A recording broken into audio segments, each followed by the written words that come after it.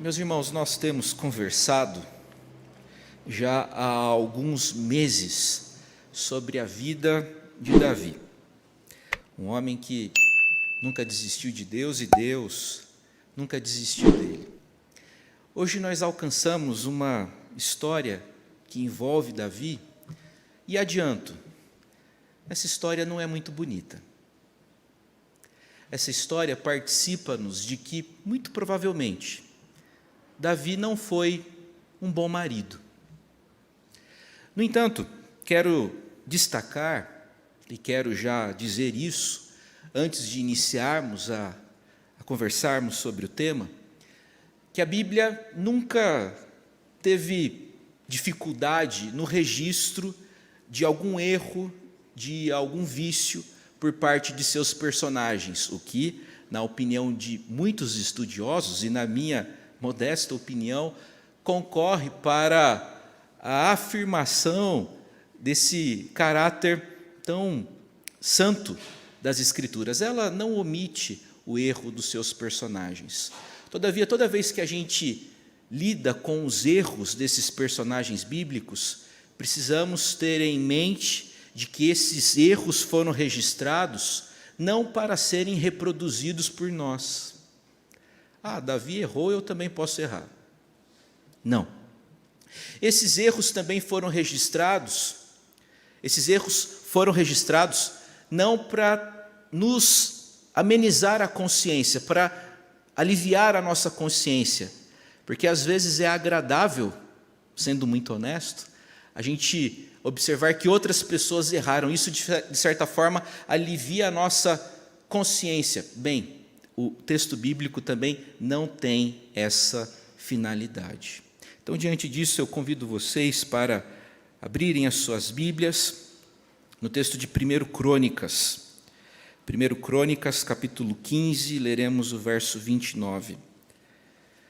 Os erros dos homens de Deus foram registrados nas Escrituras justamente para serem evitados por nós. 1 Crônicas, capítulo 15, leremos o verso 29.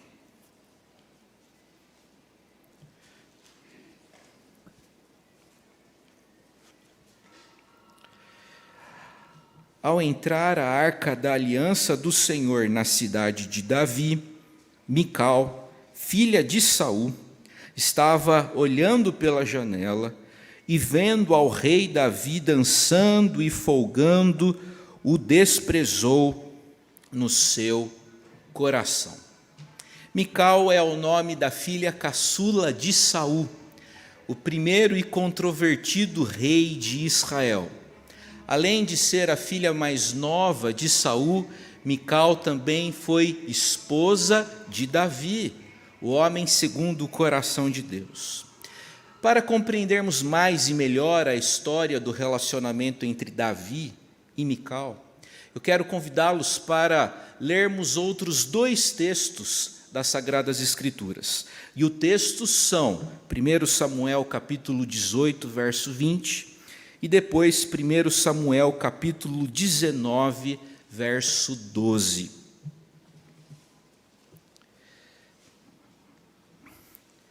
1 Samuel capítulo 18, verso 20, e posteriormente leremos também 1 Samuel capítulo 19, verso 12.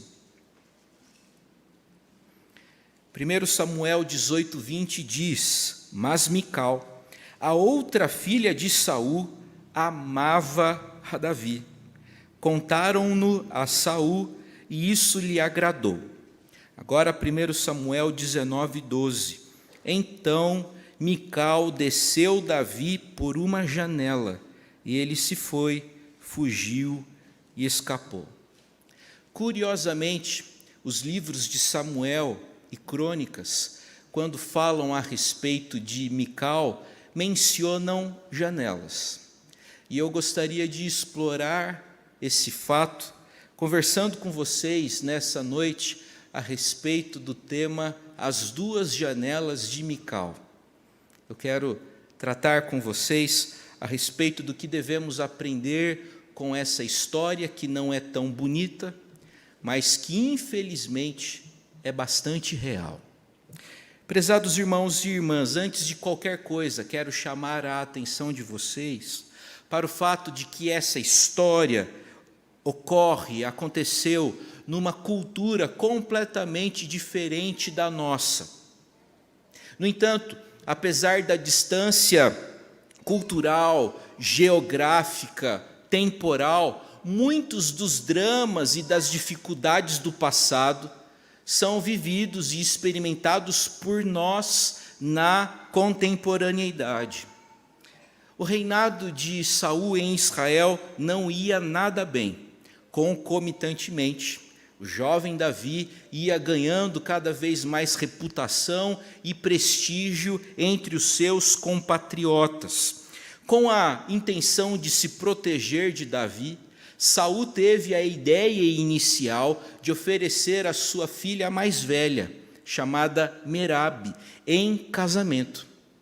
Davi gostou da ideia, no entanto, a proposta se desfez por motivos que não foram explicitamente expostos. Meu palpite aqui no fundo, Saul pretendia desestabilizar Davi, oferecendo uma coisa e não concretizando aquilo.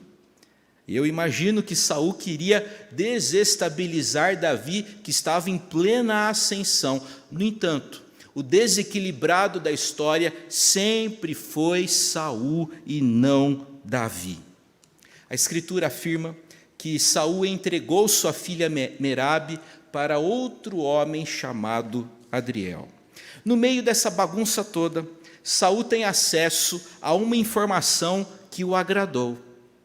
Ele fica sabendo através de um terceiro que sua filha caçula, denominada Mical, amava Davi. Ela era absolutamente encantada com Davi. A despeito de não conhecê-lo tanto, ela já o amava. Como era do seu feitio, Saul tratou de manipular a situação e de instrumentalizar as pessoas para seu próprio benefício. O homem era tão mau caráter que não se importou de usar a própria filha caçula, de modo que elaborou um plano e tratou de executá-lo. Eis o plano de Saul. Saul promete Mical em casamento para Davi e lança uma conversa fiada de que não queria dote. Na época era costume os meninos oferecerem dotes para seus futuros sogros. Davi lança essa conversa fiada de que não precisava de dote, mas que seria de bom tom, seria razoável se Davi eliminasse 100 filisteus, inimigos históricos de Israel, a fim de manifestar algum tipo de gratidão ou coisa do gênero. Davi fez isso. Em vez de executar 100 inimigos, Davi executou 200. Na verdade, Saul não tinha a intenção, o desejo e a expectativa de tornar-se sogro de Davi. Saul nunca quis que Davi fosse seu genro. O desejo de Saul era de que nessa empreitada Davi fosse eliminado pelos filisteus. Saul não tinha coragem naquela altura de executar Davi, mas imaginou que os filisteus pudessem fazer isso por ele. Como Davi observou a sua parte no trato, Mical foi concedida a ele em casamento. Em 1 Samuel capítulo 18, verso 20, lemos que a menina amava Davi. Essa informação é reforçada em 1 Samuel 18, 28, que diz: Mical, filha de Saul, o amava. Mical era apaixonada por Davi. O casamento de Mical com Davi começa com admiração, começa com amor, começa com paixão. E muitos casamentos começam dessa forma, com amor, com paixão, com admiração. Só que o grande desafio para os casados é do casamento terminar com admiração, amor e paixão. Bem, o tempo passou. Israel continuou tendo problemas com os filisteus, e Davi continua revelando-se como homem muito abençoado pelo Senhor, como um homem capacitado pelo Senhor. A popularidade de Davi junto ao povo só cresce, e também cresce a inveja, o ciúme de Saul, que finalmente cria coragem e tenta executar Davi, lançando um instrumento para ferir Davi. Todavia, ele é muito ágil e escapa da lança de Saul. A Escritura afirma que Saul não desistiu do seu plano. Ele ordenou que o exército real fosse até a casa de Davi, e a ordem que o rei deu para seus soldados foi a seguinte: assim que Davi colocar os pés para fora da sua residência, vocês devem assassiná-lo. A minha ordem para vocês é essa: eu quero Davi morto. A Escritura nos informa de que Mical, filha de Saul, que vivia no ambiente palaciano, ela também era esposa de Davi, ela fica sabendo daquilo e ela avisa Davi, de modo que Davi tem condições de fugir. É nesse contexto que surge a primeira janela de Mical.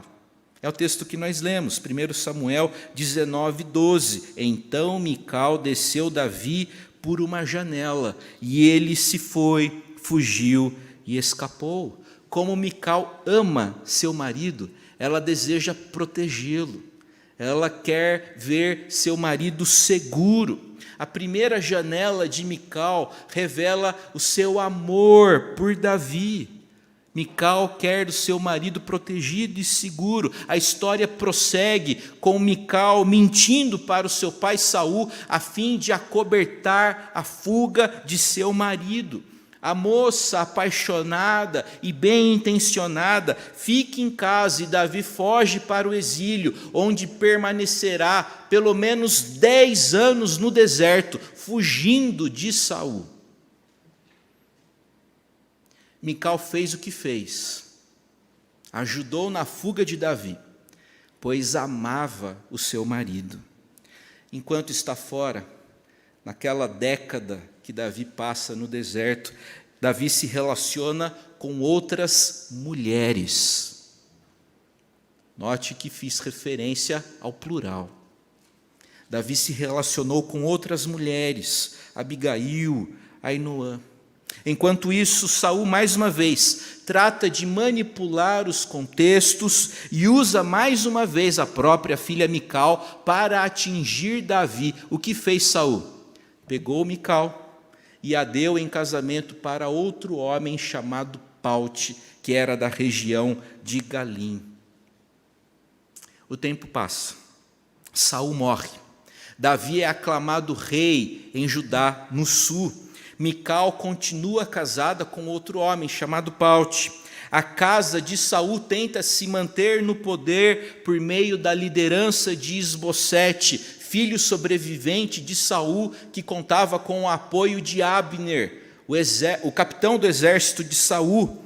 Isbosete tornou-se rei sobre as tribos do norte, reinando a partir de Gileade.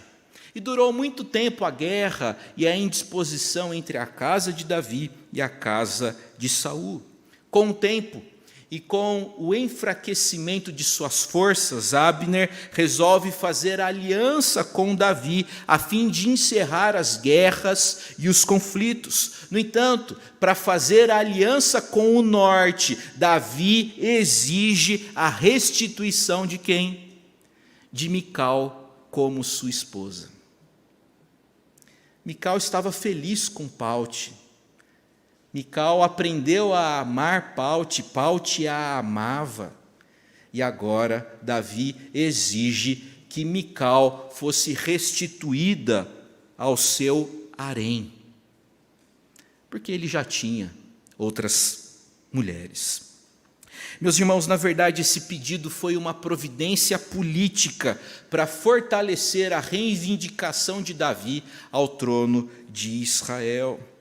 A Escritura afirma que Isbosete concordou com aquele pedido e ordenou que Mical fosse retirada do seu atual marido e devolvida a Davi.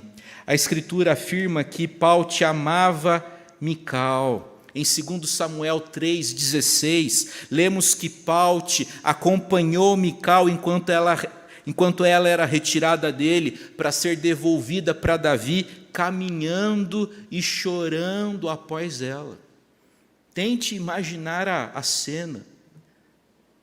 Tente imaginar o infortúnio, a tristeza, a agonia do marido que vai perder a esposa e da menina que mais uma vez é usada por homens. A impressão que eu tenho é que Paute amava muito Mical, porque só faz isso quem gosta da esposa. Na verdade, essa história de ir caminhando e chorando após ela me faz lembrar das paixões adolescentes, daquele menino apaixonado que corre atrás do ônibus que leva a namorada de volta para casa, lançando beijinhos pelo ar, como expressão de todo o seu afeto. Paute amava Mical e a recíproca era verdadeira. No entanto, agora ela é retirada do convívio do seu atual marido e devolvida para um homem que parece que nunca a amou muito. Davi, essa pessoa tão especial, parece que nunca amou tanto Mical, essa senhora que foi a sua primeira esposa. Mical é vítima das manipulações do próprio pai, casou-se apaixonada por um homem que ela ainda não conhecia direito e que nunca demonstrou por ela muito carinho e afeto. Histórias assim continuam frequentes, infelizmente. A história prossegue. Abner e Isbosete, líderes da resistência no norte, morrem, deixando o caminho livre para Davi assentar-se no trono de Israel. Davi é ungido rei sobre todo Israel em Hebrom. Seu reino cresce e prospera. Deus era com Davi. E a Escritura afirma que, certa feita, Davi teve condições de levar a Arca da Aliança, símbolo da presença de Deus com o seu povo, para Jerusalém, a cidade que recentemente ele conquistara dos jebuseus e que ele transformou na capital política e religiosa de Israel. Prezados irmãos, esse é um dos maiores feitos de Davi. Empolgado com a Arca da Aliança em Jerusalém, Davi promoveu uma verdadeira festa religiosa, cheia de alegria, cheia de celebração, cheia de comida, de bebida.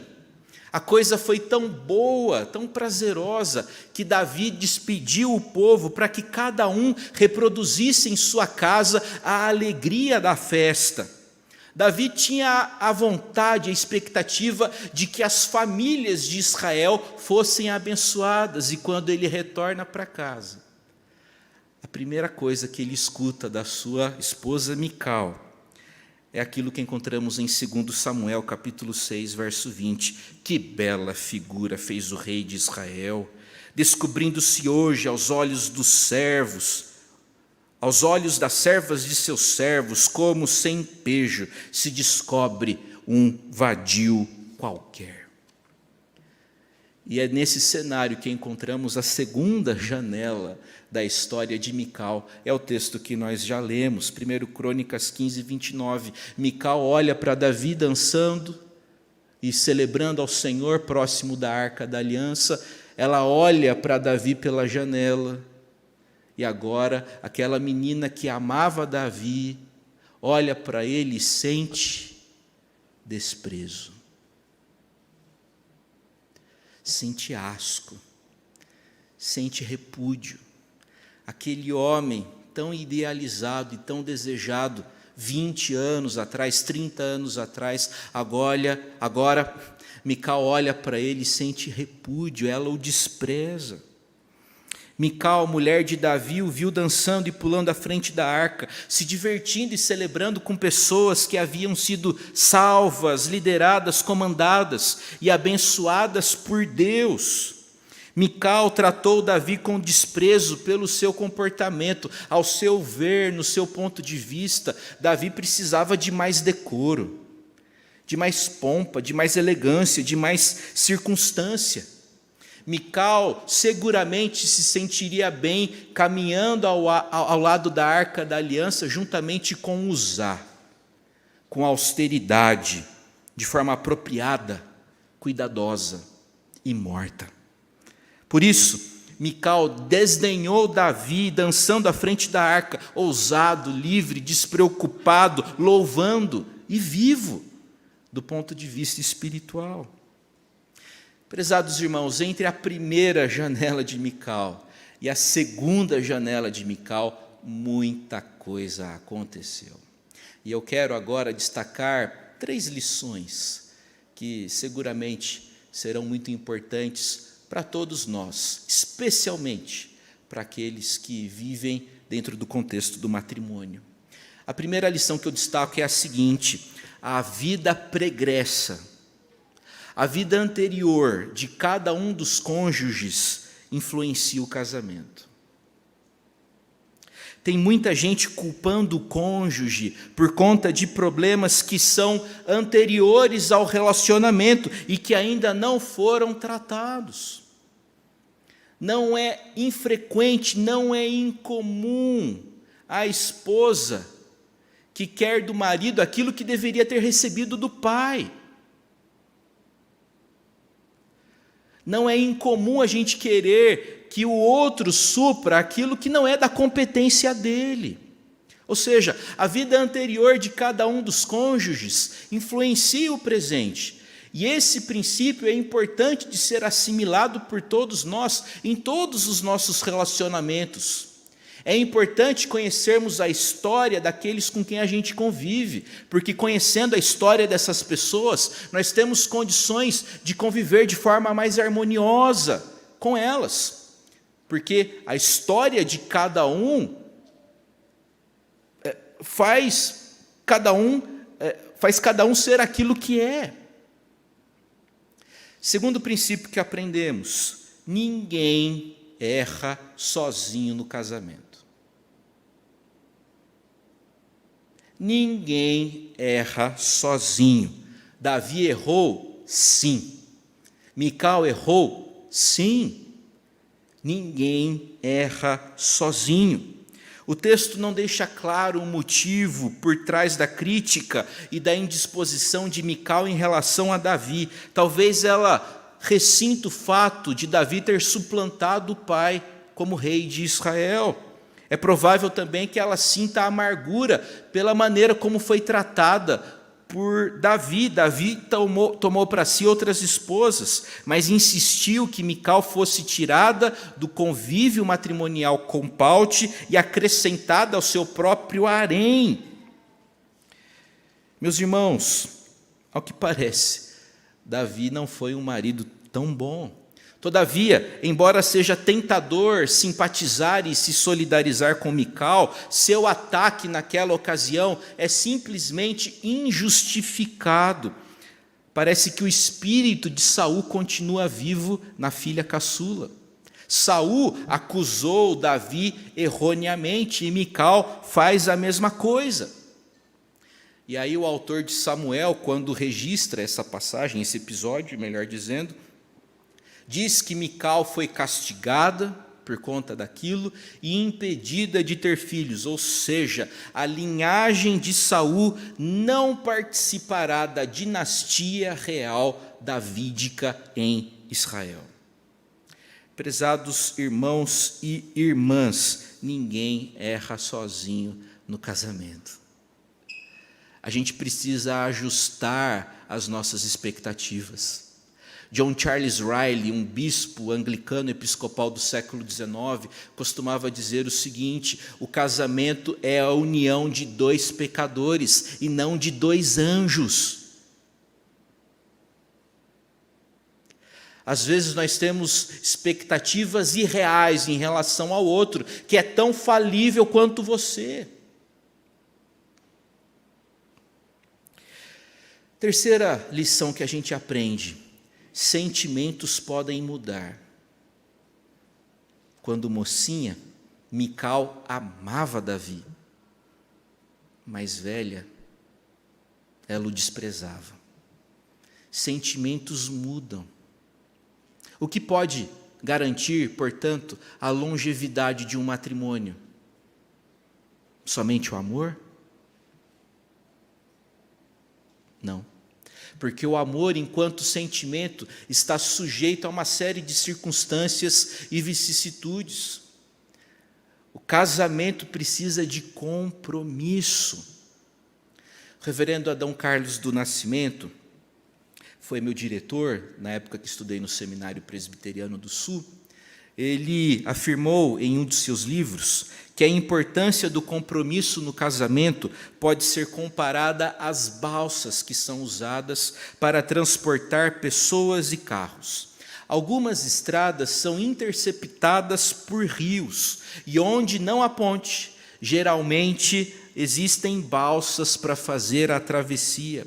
Levados pela balsa para a outra margem, as pessoas e os carros continuam viajando. No casamento também podem surgir rios, interceptando a nossa caminhada. Nessas situações, não adianta apelar para o amor, pois o amor, enquanto sentimento, está fragilizado.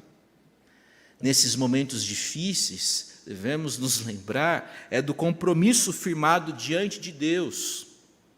O compromisso pode levar o casal para a outra margem do rio.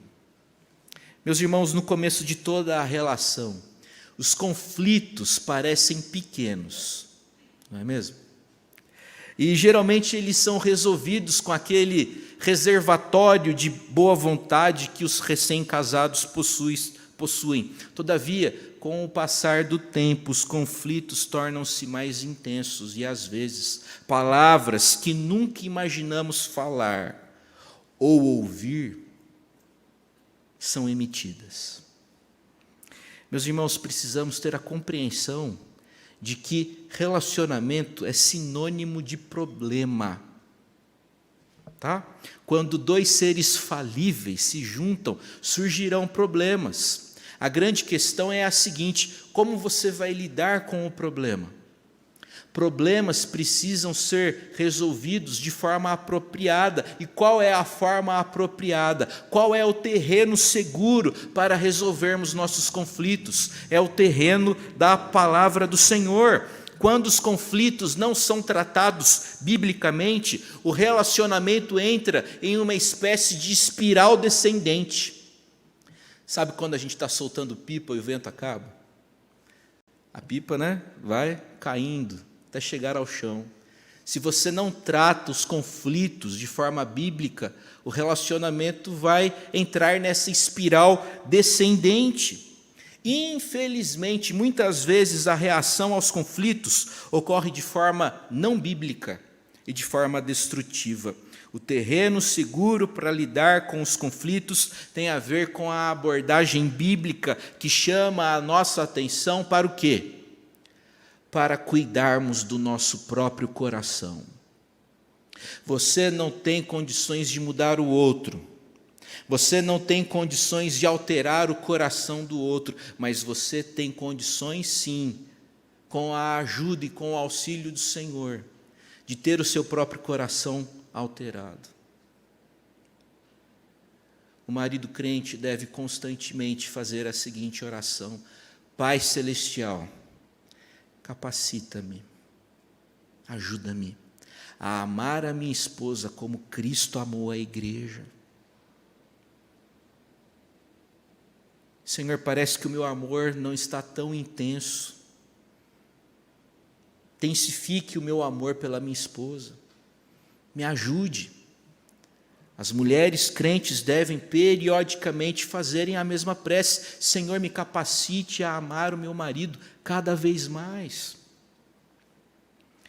Prezados irmãos, ao invés de exigirmos mudanças na vida do outro, os cônjuges precisam aprender o que significa falar de modo edificante frente ao desapontamento, frente à dor, frente aos erros e aos pecados do outro.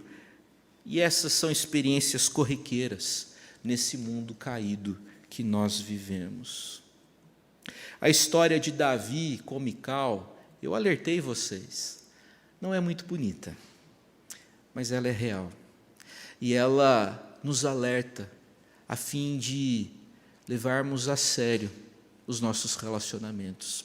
Esses princípios que foram brevemente expostos nessa ocasião chamam a nossa atenção para a seriedade deles, dos nossos compromissos. Eu quero finalizar essa breve reflexão dizendo o seguinte: o Senhor pode abençoar o seu matrimônio. Jesus pode restaurar a alegria dentro do seu casamento. Eu não tenho dificuldade com as alegorias. Não tenho dificuldades com as alegorias. E elas, muitas vezes, podem ser úteis para nós. Um dos primeiros milagres registrados, ou melhor, o primeiro milagre de Jesus, de acordo com o evangelista João, é quando Jesus transformou água em vinho em uma festa de casamento em Caná da Galileia. E muitos são aqueles que compreendem o vinho dentro das Escrituras como uma metáfora para a alegria. A dificuldade em João capítulo 2 é que o vinho acabou. Então a gente pode dizer que eventualmente a alegria acaba no casamento. No entanto, o Senhor pode transformar a água em vinho. O Senhor pode sim devolver a alegria para as nossas vidas e também para os nossos relacionamentos. Confie no Senhor. Implore a graça do Senhor. Peça para que o Senhor abençoe os seus relacionamentos, o seu casamento, o seu relacionamento com seus pais, filhos, que os nossos relacionamentos sejam abençoados pelo Senhor. Em nome de Jesus. Amém.